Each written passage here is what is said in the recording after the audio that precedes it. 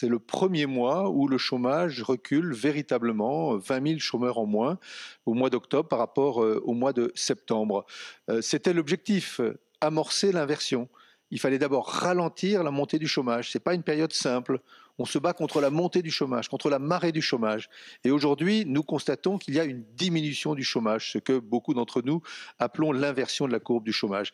Et maintenant, la bataille, elle est aussi devant nous, parce qu'il faut inscrire dans la durée cette inversion. Il faut que mois après mois, cela continue, parce que même si ça diminue de 20 000, il reste encore beaucoup trop de gens au chômage. Et donc, il faut aussi penser à ceux qui sont encore au chômage et aux batailles qui sont encore devant nous.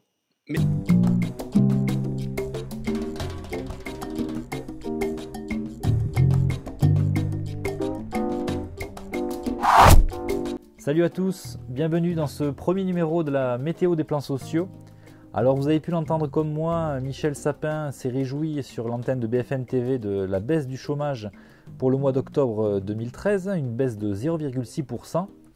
Bon, on serait un peu taquin, on rappellerait cet article paru sur l'Est Éclair, un article publié le 29 novembre 2013 par Bruno Dumortier. Alors je cite, ouvrez les guillemets, « Pourquoi le chômage a-t-il baissé de 0,6% en France en octobre ? Eh bien, essentiellement en raison du champagne. Les vendanges ont exceptionnellement eu lieu en octobre. Les modèles mathématiques en données corrigées des variations saisonnières n'ont donc pas atténué l'effet vendange, qui génère chaque année des milliers d'emplois dans la région Champagne-Ardenne. Les chiffres sont ainsi ridicules dans les 4 départements de la région, qui enregistrent un recul de 13,6% du nombre de demandeurs d'emploi, ce qui fait pour la seule région Champagne-Ardenne un recul artificiel de 10 473 demandeurs d'emploi. Là ça devient un peu plus intéressant, il convient d'y ajouter la baisse totalement artificielle de l'Aisne, moins 2443 demandeurs d'emploi, soit un total de 12 916 vendangeurs. Or, le chômage en France a reculé de 20 500 demandeurs d'emploi. Le Champagne à lui seul en explique les 2/3. Voilà, donc après la baisse exceptionnelle du chômage pour le mois d'août 2013 qui était due à une panne d'SFR, nous avons maintenant les vendangeurs de Champagne qui ont réussi à faire baisser le chômage. Alors j'espère vraiment que Michel Sapin se trouvera d'autres événements exceptionnels pour faire diminuer les prochains chiffres du chômage. En tout cas, il est parti à la conquête de l'emploi et nous allons voir un peu dans les faits ce qu'il en est. Ce premier numéro de la météo des plans sociaux commencera pour le mois de décembre 2013. Bon, j'ai intégré quelques plans qui ont été annoncés sur la dernière semaine de novembre, mais je me suis arrêté là car si je commence à remonter plus loin, le travail serait vraiment pharaonique. Et pour commencer cette météo des plans sociaux, énorme anticyclone qui va s'abattre sur toute la France. On apprend par Le Monde Économie du 22 novembre 2013 que Maury Ducrot est en faillite, plus de 2000 emplois menacés. C'est la plus grosse faillite enregistrée depuis le début du quinquennat de François Hollande et l'une des plus importantes qu'ait jamais connue la France. Numéro 2 tricolore du transport de messagerie, Maury Ducrot, qui emploie 5200 personnes dans l'Hexagone, a annoncé lors d'un comité d'entreprise extraordinaire vendredi 22 novembre sa demande de mise en redressement judiciaire auprès du tribunal de commerce de Pontoise. Les syndicats de l'entreprise se montrent très pessimistes. On craint entre 2000 et 3000 suppressions d'emplois, a indiqué Fabian Tosolini, secrétaire national de la Fédération des transports de la CFDT. Selon les syndicats, Maury Ducrot ferait travailler, outre ses 5200 salariés, quelques 2000 personnes en sous-traitance. Et premier nuage à l'horizon du côté de Ménil-Saint-Nicaise en Haute-Somme. On apprend dans le courrier Picard du 26 novembre 2013 que l'entreprise Ross Roca STV a cessé son activité mardi 26 novembre, mettant 36 salariés sur le carreau. La décision a été prise vendredi 22 novembre par le tribunal de commerce d'Amiens. Du côté de la ville de Limonest maintenant, nous apprenons via le Progrès, par un article publié le 27 novembre 2013, la suppression de postes chez Canon à Limonest. Environ 35 salariés du site Canon de Limonest, spécialisé dans la fourniture de matériel d'impression et la gestion documentaire, ont cessé le travail. Ils dénoncent un projet de suppression de 453 postes à l'échelon national. Du côté de la région parisienne, on apprend via l'agence Reuters du mercredi 27 novembre 2013 que le Crédit Agricole prévoit de fermer une cinquantaine de ses agences en Île-de-France d'ici à 2015. Apparemment, ce projet ne devrait pas entraîner de suppression d'emplois. Le journal Les Échos précise que le groupe bancaire souhaite faire passer le nombre de ses agences dans la région parisienne de 325 à 277 afin notamment de s'adapter à la baisse de la fréquentation des clients et à l'essor de la banque en ligne. Bon, une suppression d'une cinquantaine d'agences sans suppression d'emplois, ils sont assez forts au Crédit Agricole. Bon, il faudra peut-être pour les guichetiers aller s'exporter vers une agence un peu plus loin de chez eux, mais bon, écoutez, il faut suivre la mouvance de la dématérialisation bancaire. Du côté de l'Isère maintenant, les nuages s'accumulent. On apprend via le Dauphiné du 29 novembre 2013 que plus de 300 emplois seraient menacés en Isère. La direction de Vancorex a annoncé hier matin lors d'un comité d'entreprise l'arrêt de la fabrication de TDI sur le site de la plateforme chimique du Pont de Clé avant le milieu de l'année 2016. Selon la CFDT, la raison de cette décision mise en avant par la direction est qu'il s'agit d'une activité non rentable à moyen terme. Toujours selon la CGT et la CFDT, cet arrêt signifie la destruction d'au moins 300 emplois sur environ 550 et devrait avoir un impact sur les autres sociétés de la plateforme chimique, ainsi que sur Arkema Jari. Du côté de Jouer les Tours maintenant, on annonçait depuis le mois de juin un fort anticyclone qui risquait de s'abattre sur la région. C'est maintenant annoncé, Michelin prévoit la suppression de 706 postes à Jouer les Tours. La menace pesait depuis le mois de juin. Ce mercredi, Michelin et les syndicats Sud, CFDT et CGC ont signé un accord entérinant la suppression de 706 emplois dans l'usine de Jouer les Tours en Indre-et-Loire, soit seulement 200 postes sauvés après 3 mois de négociations émaillés par plusieurs grèves et un blocus de l'usine entre le 8 et le 21 octobre. Ce plan de restructuration mettra fin à la production de pneus poids lourds de la marque dans cette région. Le président du groupe Michelin, Jean-Dominique Sénard, s'est pour sa part dit heureux que l'accord soit signé. J'ai le sentiment que nous avons passé une étape difficile. Cet accord est l'expression de ce que doit être le dialogue social en France où les uns et les autres expriment leurs revendications et au bout du compte arrivent à un accord. Mi-octobre, la direction avait assuré que de 424 à 454 salariés concernés par les suppressions pourraient bénéficier de mesures d'âge, c'est-à-dire de départ anticipé à la retraite. Et plus de 250 personnes devraient recevoir les propositions de poste sur l'un des 14 sites industriels du groupe en France. À suivre donc. Toujours du côté de la région parisienne, alors on peut constater sur le site Informatique News un petit amoncellement de nuages autour de la société T-Systems. T-Systems qui pourrait supprimer entre 4000 et 8000 emplois au cours des 3 prochaines années. D'après le quotidien économique allemand Handelsblatt, la filiale de Deutsche Telekom, dont le cœur de métier est l'offre de services managés aux grandes entreprises, est confrontée à une rude concurrence qui se traduit par des marges faibles. La société qui emploie 29 000 salariés à travers le monde devrait présenter un vaste plan de réorganisation à son conseil de surveillance le 12 décembre. Selon Handelsblatt, ce plan prévoirait le départ d'environ 6 000 salariés. Les syndicats craignent quant à eux que 8 000 personnes ne doivent quitter la société. Bon, la société T-Systems France qui a un site en région parisienne avec à peu près un peu moins de 1000 collaborateurs. On ne peut donc que conseiller à ses salariés de sortir couverts et de prévoir un parapluie car les nuages s'annoncent au-dessus de la tête. Temps pluvieux et venté attendu au-dessus du laboratoire Janssen. Alors on apprend par l'usine nouvelle du 3 décembre 2013 que le laboratoire pharmaceutique, filiale du groupe américain J&J, supprime 176 postes commerciaux en France. C'est un nouvel exemple de l'érosion des emplois dans l'industrie pharmaceutique. Le laboratoire Janssen, filiale du géant américain de la santé Johnson & Johnson, lance à son tour un plan social en France. Le processus d'information des partenaires sociaux a débuté le 16 septembre dernier avec l'annonce d'un plan qui concernera 176 postes dans la visite médicale et l'encadrement sur les 420 postes de terrain qui étaient rattachés à son siège d'ici les Moulineaux.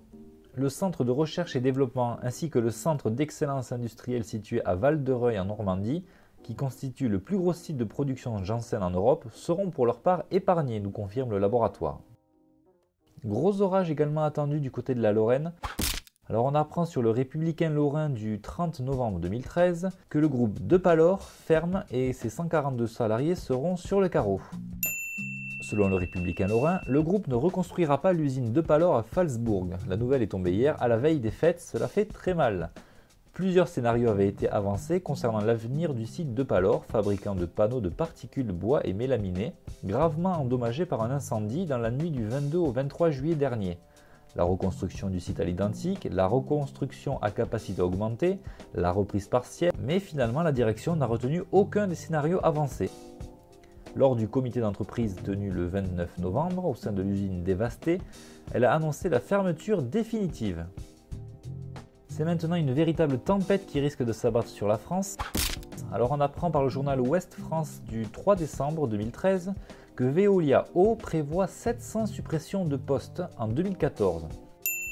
La branche eau de Veolia Environnement va supprimer entre 700 et 750 postes administratifs en France en 2014 dans le cadre d'un plan de sauvegarde de l'emploi, a-t-on appris mardi auprès des syndicats CGT, CFDT et FO. La direction de Veolia Eau, qui compte 15 000 salariés, a fait part de sa décision lors d'un comité central d'entreprise extraordinaire, ont indiqué les syndicats. De fortes précipitations sont également attendues en Basse-Normandie.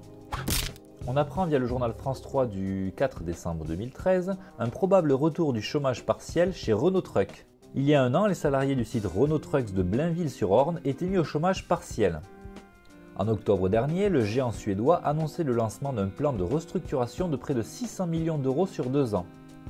Mais 2 semaines plus tard, les employés bas-normands apprenaient une bonne nouvelle. Le site Blainville se voyait attribuer la fabrication de la gamme Premium au détriment de sites belges. Les salariés se voyaient demander plus de flexibilité, mais la création d'une centaine d'emplois supplémentaires était évoquée. À peine 2 mois plus tard, l'inquiétude rejaillit chez les syndicats. Le comité central d'entreprise du groupe se réunit le 5 décembre 2013 et doit se pencher sur le plan de réorganisation de l'entreprise lancé il y a un an. Le groupe envisagerait de supprimer 2000 postes. De plus, des mesures de chômage partiel seraient envisagées au mois de janvier, notamment sur le site de Blainville-sur-Orne. Des chutes de neige sont également attendues du côté des Vosges. Alors on apprend via le quotidien Vosges Matin du 3 décembre 2013 un plan social pour les 160 salariés d'UPM. Au bout d'un an d'attente, le projet de l'unique repreneur encore en lice a été écarté hier. Le groupe, qui va licencier les 160 salariés vosgiens, ne ferme pour autant pas la porte à un rachat du site. La nouvelle est tombée hier après-midi au cours d'un comité central d'entreprise du groupe UPM. Finalement, le groupe n'accepte pas la proposition de l'unique candidat à la reprise du site vosgien de Docelles et il engage un plan social qui concerne l'ensemble des salariés de l'usine, c'est-à-dire 160 personnes.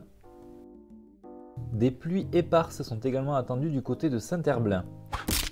On apprend sur le journal 20 minutes du 1er décembre 2013 la suppression de 72 emplois chez Waterman. Douche froide ce jeudi pour les 470 salariés de l'usine de stylo Waterman à Saint-Herblain. Le groupe américain Newell Rubbermaid, propriétaire du site, a en effet annoncé la mise en place d'un projet de réorganisation des activités, ayant pour conséquence la suppression de 72 postes à Saint-Herblain. 30 postes disparaissent au service cadeau d'affaires, 15 à la distribution, 13 au service client, 9 au service après-vente et 4 à la recherche et développement. Quelques précipitations sont attendues du côté du sud-est de la France. On apprend sur Le Figaro du 29 novembre 2013 148 postes menacés au sein du groupe Nice Matin. Dans le rouge, le groupe espère limiter le nombre de licenciements grâce au départ volontaire, mais le torchon brûle toujours entre les salariés et Philippe Hersan, l'actionnaire majoritaire. Dans une situation financière précaire, le groupe Nice Matin a précisé ce vendredi son projet d'économie qui comprend notamment 148 suppressions de postes. Alors que les syndicats négocient depuis mi-octobre les conditions d'application de ce plan de restructuration, ils ne sont pas encore parvenus à un accord avec la direction. Afin d'éviter tout licenciement, les syndicats privilégient un étalement sur 3 ans des départs. La direction estime, elle, qu'un délai de 12 à 15 mois serait raisonnable. Aucun licenciement sec ne peut être tolérable, a prévenu l'intersyndicale des 4 organisations représentatives dans un communiqué. Affaire à suivre donc. Amoncellement de nuages également du côté de Castelsarrasin. La maison de retraite prévoit 14 suppressions de postes actées, nous apprend la dépêche du 1er décembre 2013. L'établissement, accusant selon les informations quelques 2 millions d'euros de déficit pour 2013, prévoirait une réduction des postes. Une situation qui aurait conduit la direction à poursuivre son plan de réduction des services et du personnel. Avis de tempête également sur France Télévisions. On apprend sur le Nouvel Observateur du 16 décembre 2013 une réorganisation au sein du groupe France Télévisions. 361. C'est le nombre d'emplois que la direction de France Télévisions voudrait supprimer. France Télévisions veut obtenir 361 départs de l'entreprise, tous métiers confondus. Bon, on ne pourra que conseiller à ces futurs mis sur le carreau de rejoindre l'agence Infolibre. Bon, il y aura peut-être un petit examen à l'entrée pour voir s'ils se rappellent un peu de la charte de Munich et de la probité des journalistes, mais bon, ça, on en fait notre affaire, vous pouvez en être bien sûr. On apprend sur le France 3 Alsace du 7 décembre 2013 que PSA étudie la suppression d'une ligne de production à Mulhouse. Les directions des usines PSA de Mulhouse et Poissy ont confirmé la mise à l'étude de la suppression d'une ligne de production sur chaque site, dont le résultat pourrait être connu au premier trimestre. Actuellement, chacun de ces sites compte 2 lignes de production. L'étude interne sera lancée en janvier et ses conclusions seront rendues fin mars début avril, a annoncé le porte-parole de l'usine de Mulhouse. À Poissy, les conclusions seront connues fin février, a indiqué pour sa part la porte-parole de l'usine, à la suite d'un comité d'entreprise. Un porte-parole au siège avait annoncé le 21 novembre l'ouverture sur ce sujet de discussions avec les organisations syndicales en toute transparence dans les mois qui viennent pour les usines de Mulhouse et de Poissy. Affaire à suivre. Enfin, et comme il faut toujours se garder le meilleur pour la fin, avis énorme de tempête sur toute l'Europe. On apprend sur le Parisien du 9 décembre 2013 que ADS va supprimer 5800 emplois en Europe. Le géant européen de l'aéronautique EADS a annoncé lundi la suppression de 5800 emplois sur 3 ans dans ses activités défense et espace en Europe, dont au moins 1000 en France, selon le syndicat français FO Métallurgie. La direction a confirmé ces informations. Sur les 5800 postes supprimés dans le cadre d'une vaste restructuration liée à une baisse de commandes, 1300 sont des postes d'intérimaires et 4500 des emplois à temps plein. Ils toucheront des sites industriels en Allemagne, le pays le plus touché, ainsi qu'en France, en Espagne et en Angleterre. FO a dénoncé ces suppressions d'emplois, affirmant que le groupe EADS se portait bien financièrement et que ses carnets de commandes étaient bons, voire importants. Le syndicat dénonce une logique purement financière avec comme seule volonté affichée un taux de rentabilité à 10% et a exigé que le groupe EADS ne procède à aucun licenciement sec. Et bien voilà, c'est terminé pour ce premier numéro de la météo des plans sociaux. Bon, vous l'aurez compris, l'hiver s'annonce rude, il va falloir rester couvert, mais n'oubliez jamais que le meilleur moyen de rester au chaud, c'est de rester solidaire et groupé. Et puis au-dessus des nuages, c'est le soleil. Je tiens à remercier Pierre Jovanovic pour sa revue de presse qui m'a quand même bien aidé pour condenser toutes ces informations. À l'avenir et pour essayer d'être le plus complet possible, je vais vous solliciter, chers internautes, n'hésitez pas à m'envoyer des coupures de presse que vous constatez dans la presse locale. Vous pouvez m'envoyer toutes ces informations sur mon adresse internet maurice@agenceinfolibre.fr, sur mon Facebook maurice-agenceinfolibre et également sur Twitter AIL Maurice. Merci à tous et à très bientôt. Si vous voulez aider Agence Infolibre à se développer, merci à vous de précommander notre calendrier 2014. Je pense que vous ne serez pas déçus. Merci à vous. Ciao.